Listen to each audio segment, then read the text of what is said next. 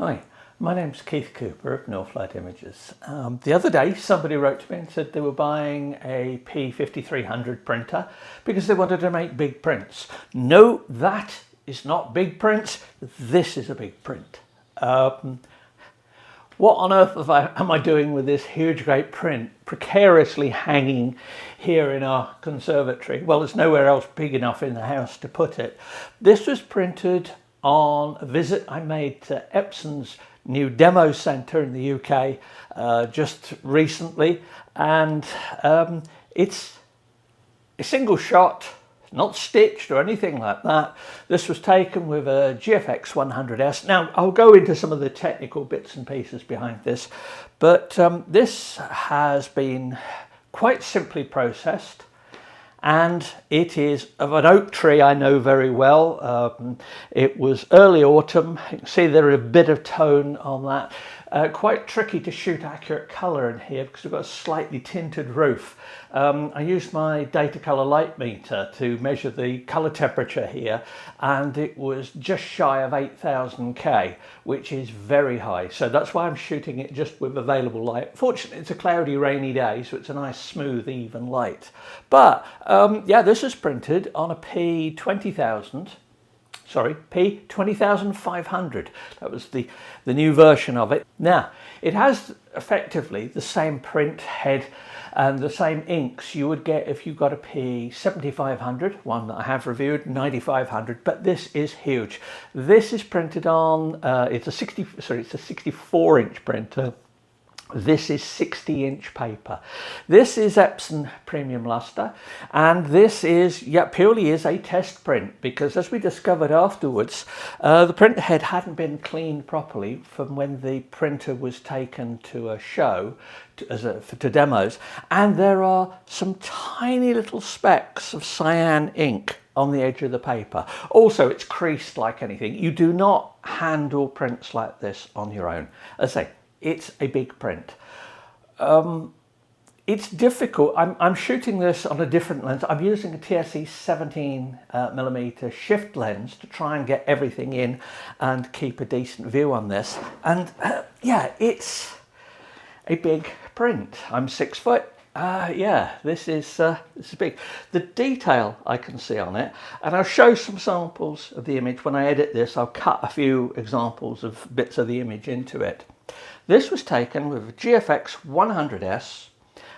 Yes, I did use a tripod for this one. The lens is actually the Fuji GF 23mm. So I'm not using shift or anything like this. I've heard some people say this is not an overly great lens. Well, it looks pretty good from here.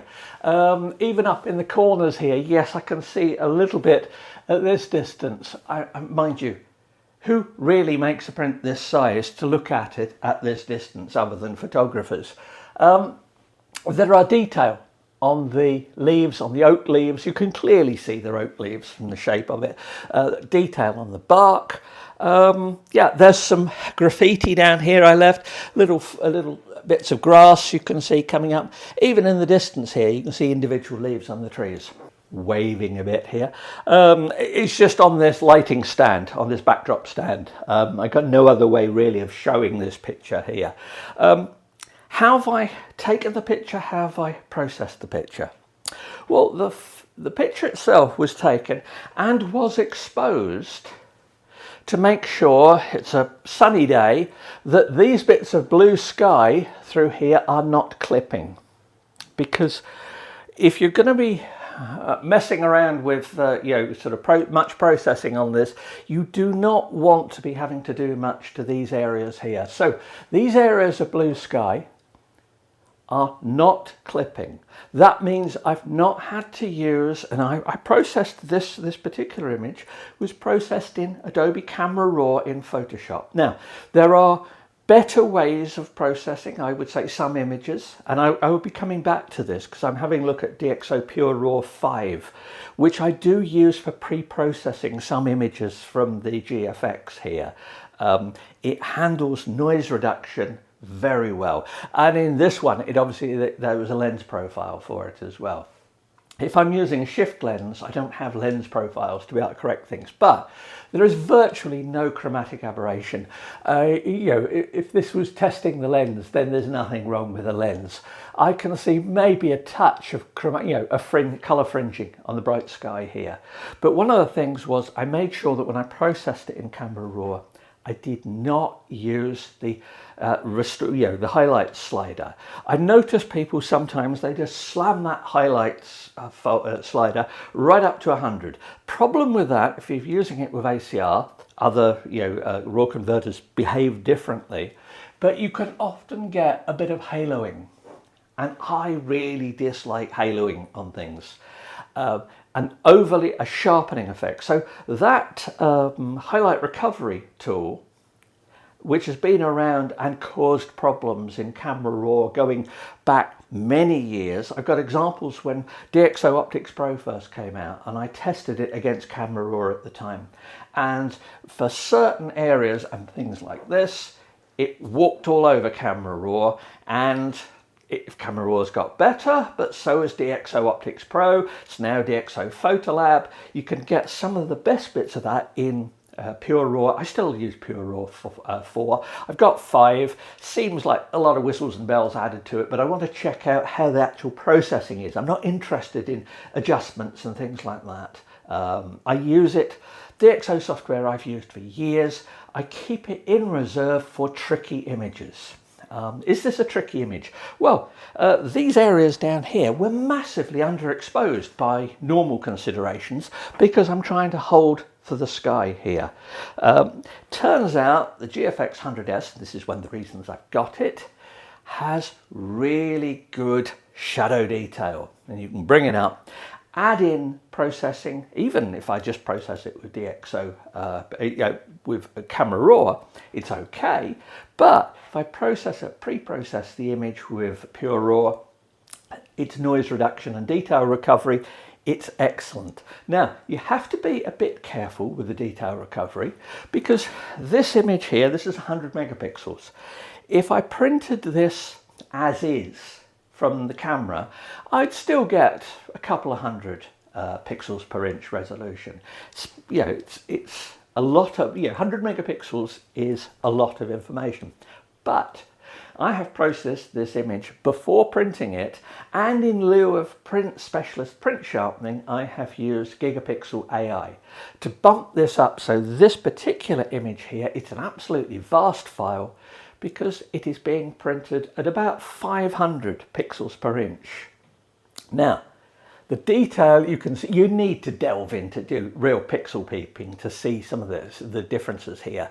But I have noticed that if I take a GFX 100S file and double the size of it, or a bit more even, depending on, I don't often make prints this size, but if I want to do that, then by careful consideration of how I process the original raw file and the settings in Gigapixel AI, then I can get something that does a very good print sharpening for detail.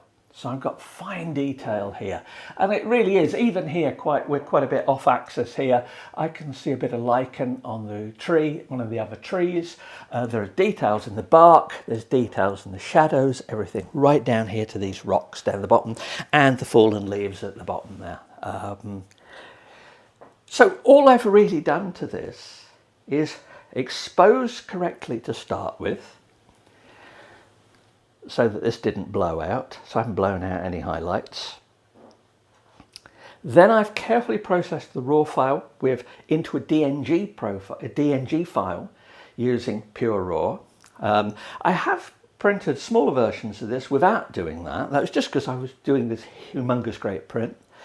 The image is in the Pro Photo color space because I wanted to make sure that all this very dark coloured detail was retained, and working in Pro Photo, dark, strong colours don't go out of gamut. I've created my own profile for this paper on the printer as part of my testing. Now I'm going to be going back down to Epson because it's only just 10 miles down the road, and I'm going to try and do a much better actual review of the P20500. It's tricky because it's a printer so big you couldn't even get it in this house.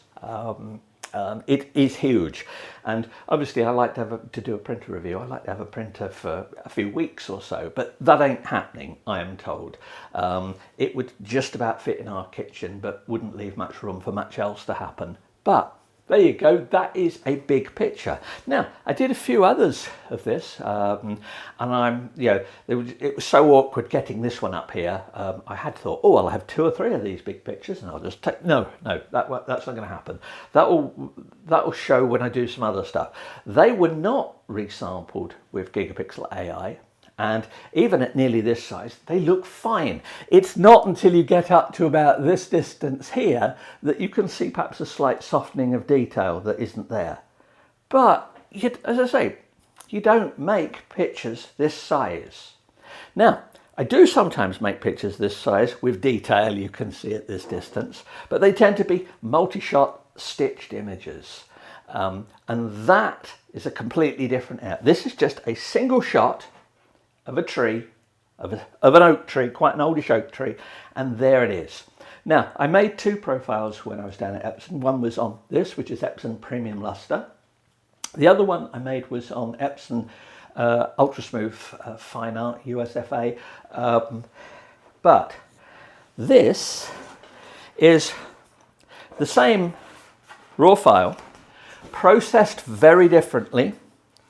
I do not work on a color image and then turn it into black and white. This has gone right back to the raw file to produce this. This is printed on a fine art paper, and there we have a black and white version. Now, in the black and white conversion, and I used Silver Effects, Nick Silver Effects on this because I've used it for years. But the reason I used that is because when you convert to black and white, depending on the color information, you can adjust the equivalent of filtering in Silver Effects, and you can do it other ways as well. You can do it in Photoshop using the grey mix sliders. You can adjust the colour so that different colours come out different tones. Now, I've had it here so that this blue sky has come out quite light because I wanted the contrast against the leaves. I've also changed the colours a little bit just to bring up the contrast of the leaves there. But that's the same shot, but printed black and white. Now, hopefully, when I show this, that'll look okay on the video. But anyway, that's printed on 24-inch paper. So we just pop that one down there.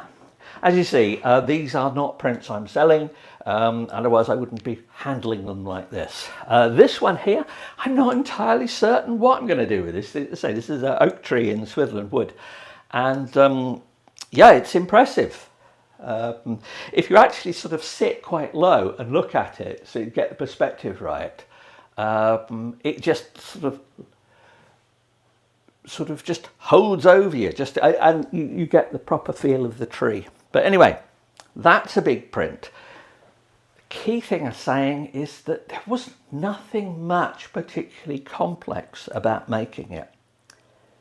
It was a good camera, a good lens, knowing how to set the exposure, because I knew I was going to make a big print of this, and I knew that I wanted this sky not to clip.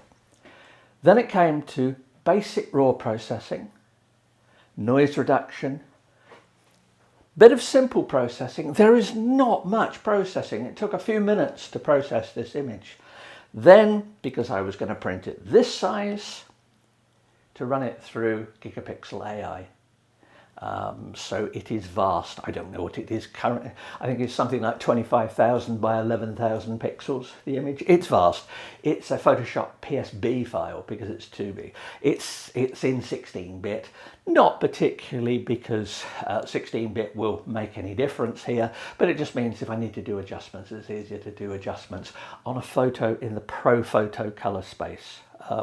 Did I do any soft proofing on it? No. This is why I use Photoshop, have done for years. Anyway, I hope that's of interest. Incidentally, if anyone's in Leicestershire and wants a really big picture for their wall, do let me know. I'm not going to post it, you'll have to come and collect it.